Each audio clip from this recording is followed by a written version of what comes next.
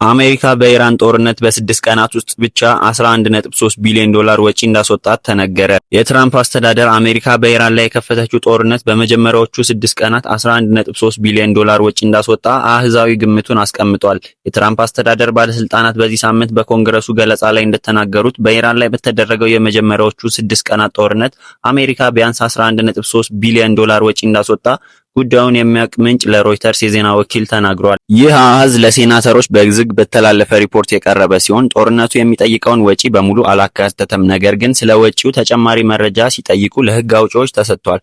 አስተዳደሩ የግጭቱን ዋጋ ለሕዝብ ግምገማ ወይም የሚቆይበትን ጊዜ ግልጽ ሐሳብ አላቀረበም። ትራምፕ ሮብለት ወደ ኬንታኪ በተጓዙበት ወቅት ጦርነቱን አሸንፈናል፣ ነገር ግን ዩናይትድ ስቴትስ ስራዋን ለመጨረስ በጦርነት ውስጥ እንደምትቆይ ተናግረዋል። በሌላ በኩል ኢራን የእስራኤልን አየር ማረፊያና የሺን ቤት ዋና መስሪያ ቤትን በሰው አልባ አውሮፕላኖች ጥቃት አድርሼበታለሁ ስትል አስታውቃለች። የኢራን ጦር በሁለት የእስራኤል አየር ማረፊያዎችና በቴል አቪቭ የሚገኘውን የሺን ቤት ዋና መስሪያ ቤት በሰው አልባ አውሮፕላኖች ጥቃት ማድረሷን ገልጿል።